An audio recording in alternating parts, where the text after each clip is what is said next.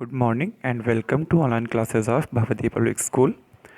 Today we shall read our English book Hornbill, okay?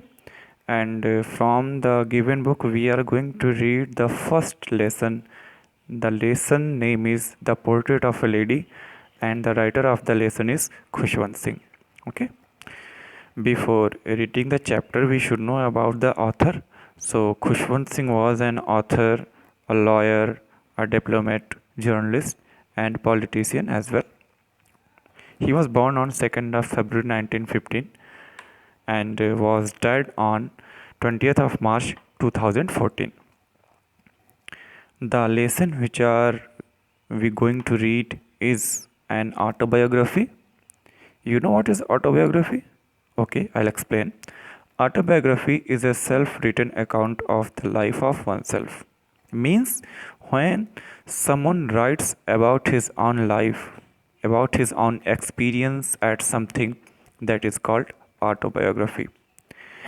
And the lesson which we are going to read is a personal experience of the writer with his grandmother. Now discuss the heading of the lesson, The Portrait of a Lady. Portrait means a photo that is framed, and lady who is indicated is none but the very own grandmother of Khushwant Singh. Okay, now let's read the lesson.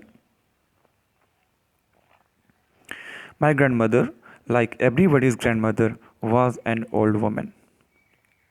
In the given lines, the author describes about the age of his grandmother. She had been old and wrinkled for the 20 years that I had known her. Since the writer came into existence, he was watching his grandmother at the same age. People said that she had once been young and pretty and had even had a husband.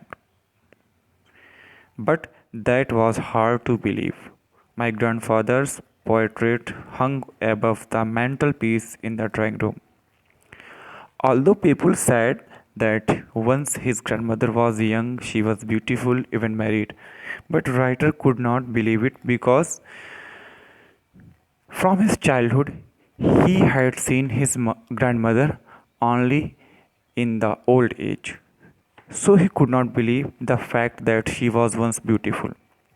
And he always saw the portrait of his grandfather that was hanged on the mantelpiece. Do you know what is the meaning of mantelpiece? Mantelpiece is a structure of wood or marble or stone above and around a fireplace. Okay, got it? He wore a big turban and loose fitting clothes. In these lines, the writer describes the figure and face of his grandfather. He says that in photo that was hung above the mantelpiece, his grandfather was wearing a big turban and loose fitting clothes. His long white beard covered the best part of his chest and he looked at least 100 years old. And his beard was so long that it covered the whole part of his chest. And anyone who could see the photo could guess that he was at least 100 years old. He did not look the sort of person who would have a wife or children. He looked as if he could only have lots and lots of grandchildren. Through these lines, the poet wants to tell that with his grandmother, his grandfather was also very old, very terribly old. He looked, as for my grandmother being young and pretty, the thought was almost revolting. The bold lines are phrase, and phrase always gives a different meaning. So you should know the meaning of the thought was almost revolting. It means the poet wants to say it was very hard for him to believe that his grandmother was young, pretty, and beautiful. She had been the same for the last 20 years, the author had seen her. So he assured she had been the same all her life. She often told us the games she used to play as a child, and whenever the writer talked to his grandmother, she told about her childhood plays. That seemed quite absurd and undignified on her part, and we treated it like the fables of prophets she used to tell us. And whenever grandmother discussed about her plays, it it was very awkward to listen that she could also ever be young and pretty. This question mark was always mentioned in the mind of the writer. So, whenever she described his childhood plays, it completely seemed senseless and unreasonable to the writer.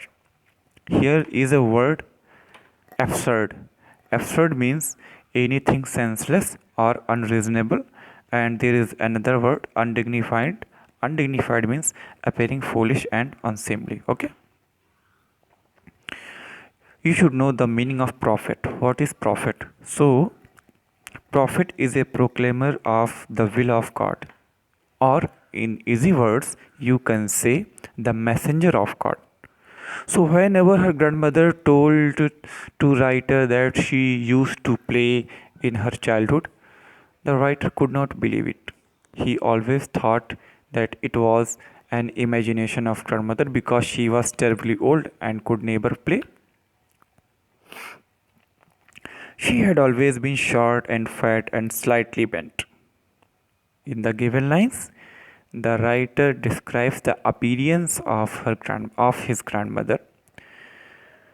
Her face was a crisscross of wrinkles running from everywhere to everywhere. Means her face was completely wrinkled.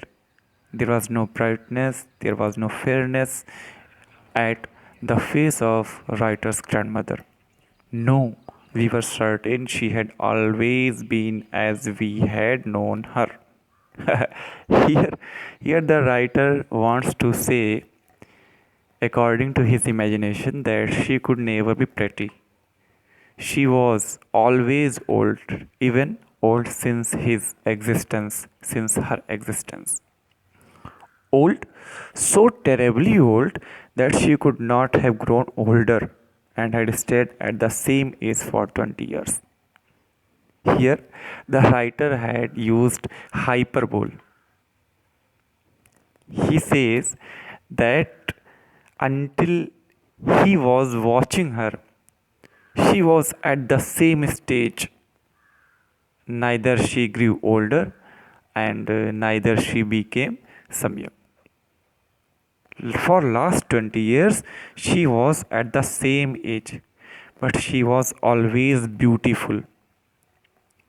Now you can see in the lines that we have read that writer says she was terribly old, there was wrinkle all over her face. So a wrinkled face, a bent back, how can it be beautiful? Actually, in the given line, the writer is describing the inner beauty of her grandmother. He is describing the beauty of heart. He is describing the kind behavior of her grandmother. Okay. She hobbled about the house in spotless white, with one hand resting on her waist to balance her stoop and the other telling the beads of her rosary. He is describing how his mother roamed all over the house. So she hobbled. Hobble means to walk in an awkward way, typically because of pain or injury. Means when any person is in pain or injured, in that condition when he walks or she walks, that is called hobble. Since she was very old and a little bent, so here the writer has used this word. Okay, She hobbled about the house in spotless white with her one hand resting on her waist to balance her stoop and the other telling the beads of a rosary. What is the meaning of rosary? Rosary means a string of beads. She was very religious lady. So whenever she walked all over her house, she used to count her beads of rosary. And what she did do? Her silver locks were scattered untidily over her pale, puckered face, and her lips constantly moved in inaudible prayers.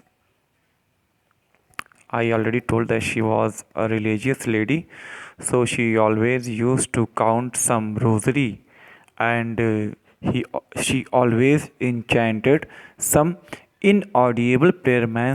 Inaudible means that could not be listened properly. Okay. Yes, she was beautiful. In the given lines, the writer is describing about the inner beauty of the grandmother. She was like the winter landscape in the mountains, an expanse of pure white serenity, breathing peace and contentment. Again, the writer has used a phrase, an expanse of pure white serenity. That means it refers to the calm, peaceful, and serene character and conduct of the author's grandmother. She is compared to the peaceful winter landscape in the mountain.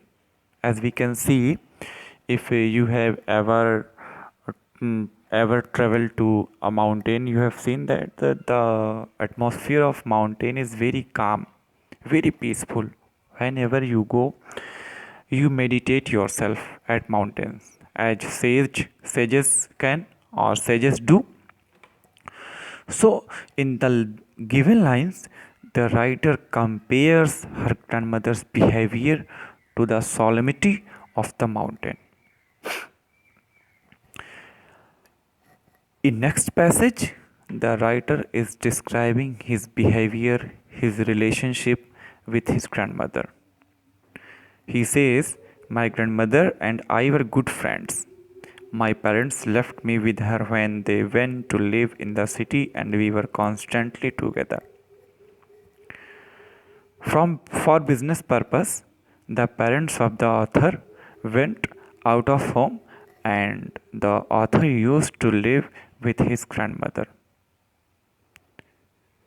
Since he was living from his childhood with his grandmother, so the bond between the two means bond between the author and bond between the grandmother was very strong. She used to wake me up in the morning and get me ready to school.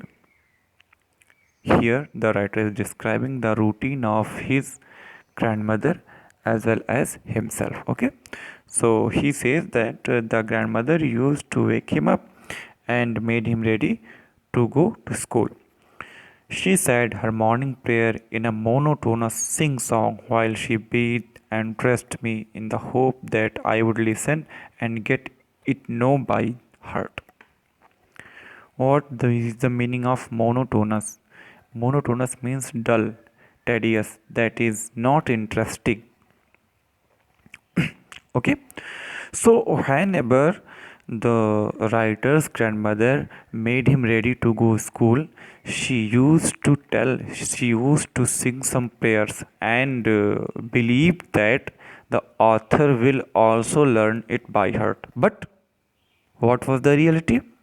The reality was that the writer could not heed, even could not listen the prayer of the grandmother. He listened the prayer because he liked the voice of his grandmother. Further, he explains, he says, I listened because I loved her voice but never bothered to learn it. Means he only loved the voice, not loved the prayer, so he listened it. Then she would fetch my wooden slate, which she had already washed and plastered with yellow chalk, a tiny earthen inkpot, and a red pen. Means After getting him ready, the grandmother brought his study equipments like slate, ink, and other essential things. Tie them all in a bundle and hand it to me. After breakfast of a thick stale chapati with a little butter and sugar spread on it, we went to school. She she used to give the author a stale chapati. The stale means that is some time old. Okay? That is not fresh. Anything that is not fresh is called stale, especially beverages and food items. Okay. So the writer used to take some chapatis with butter and sugar, ate, and went to school. She carried several stale chapatis with her for the village dogs. Now you can see the example of her kindness. In the given lines, you can see the example of her kindness, and the writer had already mentioned that she was a beautiful woman. So, this is the example of her beauty.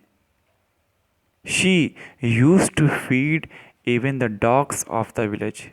This line shows her love for the animals. Okay, so I think you have got it, and if you have any problem, you can contact my number, and the number is mentioned in group. I hope you have got it, and the next part of the lesson we